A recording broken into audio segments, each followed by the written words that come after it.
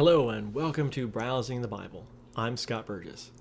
Today we continue our study of the sanctuary in the sea as we explore the book of Jonah.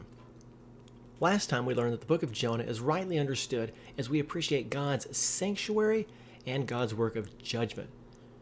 We continue our exploration in the book of Jonah as we continue here in verse 6 of chapter 1. At this point, the sailors have become alarmed because the storm is raging around the boat that they were on, and the ship's captain has found Jonah asleep in the bottom of the ship.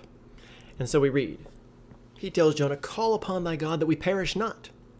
And then the sailors join in and they ask, among other things, "What is your work?"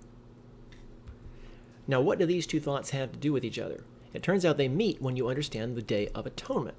So let's take a look right here. In Leviticus 23, verse 30, it says, "Whatsoever soul it be that doeth any work in that same day," meaning the Day of Atonement, "the same soul will I cause to perish from among his people." So once again, the book of Jonah is pointing us to the Day of Atonement. Now, as we continue here, in verse 7, the sailors want to determine for whose cause the storm has come upon the ship. And so they decide to cast lots. The lot falls on Jonah, of course. And we might wonder, well, what does that signify? Well, it turns out we simply look for where lots are cast in the Bible, and the very first instance is found in Leviticus 16, verses 8 through 10. And so we read as follows. The lots are cast, and this is where the priest would cast lots, one for the Lord's goat, one for the goat for Azazel, the so-called scapegoat. This is all Day of Atonement language, so again, the book of Jonah just keeps pointing us to the Day of Atonement. Now, the sailors get inquisitive. Once they find out that it's Jonah upon whom the lot falls, they want to know more about him. So they ask him several questions, and then Jonah gives a brief announcement about his work and who he is, and he does so in verse 9. And let's take a look at what he says here. Verse 9, he says, "I am a Hebrew, and I fear the Lord, the God of heaven, who has made the sea and the dry land." Now, that's really important for us living in the last days, because for those of us living in the last days, we are called to give the three angels' messages of Revelation 14. These all detail the message for the Day of Atonement. The first angel's message is found here in Revelation 14, verse 7, and notice how similar it is to Jonah's message. "Fear God and give glory to him, for the hour of his judgment, the Day of Atonement, has come, and worship him that made heaven and earth and the sea." So Jonah's message and the first angel's message are really the same. Jonah's message simply typifies the Day of Atonement message here at the end of the world.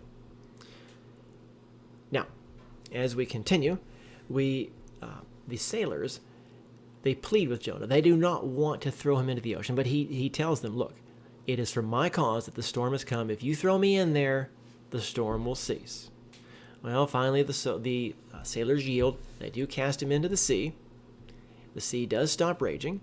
And then it says the sailors offer a sacrifice. Now, this is rather curious. How do you make a sacrifice at sea? Is it likely that they would have offered a burnt offering? Would that have even been safe on a wooden boat? What exactly happened right there? Well, it's natural to ask.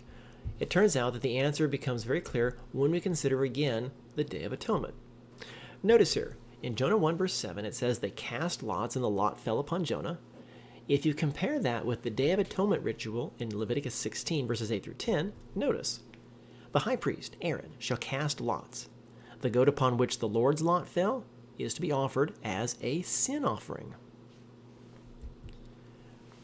It becomes apparent when you compare what happened on the Day of Atonement with what happened with Jonah, that when the lot falls upon the Lord's goat, it is to be offered. Well, if the lot fell upon Jonah, he was to be offered. He was the sacrifice. It was as though he was the Day of Atonement sacrifice. We have here a beautiful illustration of Jesus. On the one hand, Jesus died for everybody. Everybody is subject to the wages of sin, which is death. But Jesus steps in as our substitute and says, "I will take everyone's punishment, and if they will cooperate with me and accept my sacrifice, I can save them." Well, Jonah said, "We're all in this together. We all have the storm about us, but if you cast me in, the storm will be satisfied." It's like the wrath will be appeased, as it were. And so Jonah's being cast into the sea typifies Jesus' death. So, returning here, we have Jonah himself is the sacrifice. Finally, Jonah chapter 1 introduces us to what? The Day of Atonement theme, Jesus' work in the heavenly sanctuary, Jesus' substitutionary sacrifice, and his work of judgment. With this as a foundation, we are now well prepared to understand the rest of the book of Jonah and apply it to our day. May God bless you as you continue to browse the Bible. Bye-bye. If you were blessed by this presentation, please give a thumbs up, share, subscribe, and hit the notification bell. Thank you. Are you interested in end-time prophecy? Please see my commentary on the book of Daniel entitled The Stand. This highlights how Jesus enables his people to stand perfectly faithful to him in the end-time judgment. My other book, The Wedding, is my commentary on the book of Revelation. It highlights Jesus' beautiful plan to marry his faithful bride for all of eternity. Please go to the links in the comments below, and you can preview these books on Amazon or directly from the publisher Teach Services. Thank you.